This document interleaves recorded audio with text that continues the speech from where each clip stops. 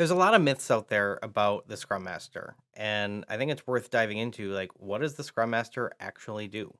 Ooh, I love a good myth busting. I love a good myth busting. Let's do it. Let's do this. All right, this is a ridiculous one. So the Scrum Master has to facilitate all of these ceremonies, and I don't know where Mm, ceremonies comes from in the first place, but we call them Scrum events in the Scrum Guide. But the facilitation of all Scrum events, this is definitely not a Scrum Master thing.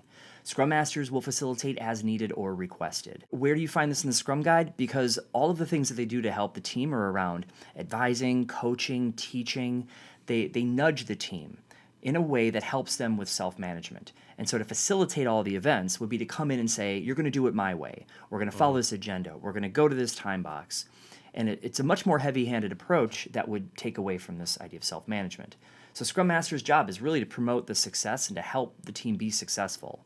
Sometimes it means stepping away from the event to let them facilitate it themselves, right? What Yeah, if I've you're on seen that. vacation? Do you want to get called in the middle of the night? Yep. Hey, Rob, I need you to facilitate our daily scrum. We're useless without you. So, anyway, they support and coach a team to be a self managing team. So, frankly, I'm going to say no. Scrum Masters do not facilitate all of the events all the time. Myth busted. Excellent. Hey, let me reach into the myth bucket here. What do we got? The next one. Scrum Masters remove all impediments. There's something about this like all-inclusive theme here. All events, busted. What about all impediments? I'm guessing it's going to be busted, but how? Because aren't Scrum Masters impediment removers? That's their job, right? I think that's where this myth comes from.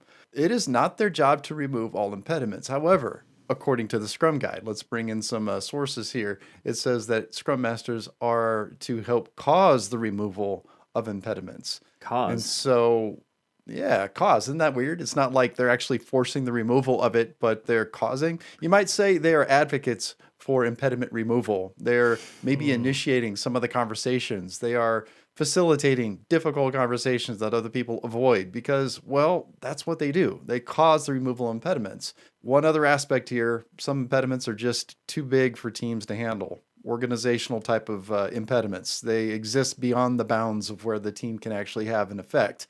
I think Scrum Masters are perfect for this scenario to be able to bring those up to various leadership members of the organization who can then help. This is where causal of removal comes into play. They can then help remove those impediments that the team is otherwise impeded by. So pretty cool stuff. But let's go back to the myth. Scrum Masters remove all impediments. I'm thinking busted. Yeah, another one that I like to tackle is that the Scrum Master runs around enforcing all the rules. Like the Scrum Master is the Scrum cop, and he's gonna hit you over the head with a Scrum stick if you step out of line. Will they give That you a ticket?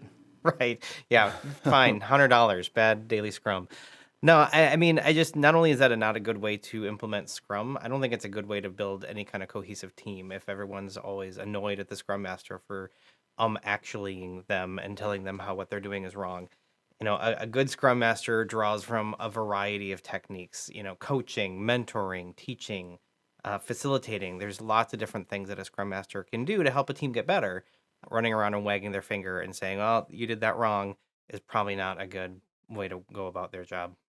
Another myth I wanted to take on here was basically the Scrum Master assigns all the tasks to all the different individuals. Like they're somehow the doler of the tasks. Mm, And so ultimately, it's not really the Scrum Master's job to decide who does what. That's up to the entire Scrum team. And the Scrum Master should be supporting this. Frankly, you get a Scrum Master who makes the wrong decision on who should do what piece of work, and now the entire team is crippled because one person is really good at a particular task, but they have all the hard work that they can't do, and then somebody else who could help is busy doing their own tasks. Just look at a grocery store at about 5 o'clock when the 21 and over line is all the way out the door, and then you got 3 checkouts open, and they can't process alcohol because they have all the 16-year-old cashiers. So Right. pre-assigning the work sometimes doesn't account for variability.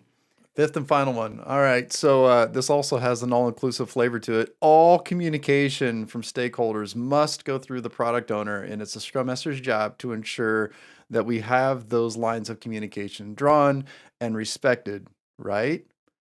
Now, I want to stop at the myth, and because I think there's two core things that are behind the myth. One is Let the team focus on their work. If stakeholders are constantly bugging them during a sprint, that could distract their focus. So I agree with that core principle.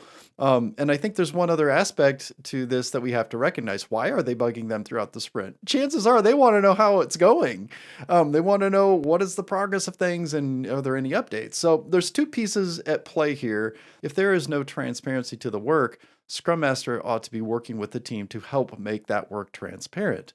That's where they could come into play, not block the stakeholders, but rather help the team with more transparency. So we're not blocking the stakeholders with the collaboration here. We're engaging it, we're facilitating, encouraging it. And this is where we establish good patterns of conversation communication centered around goals, centered around done work, and centered around what's coming up next. That way we're collaborating together.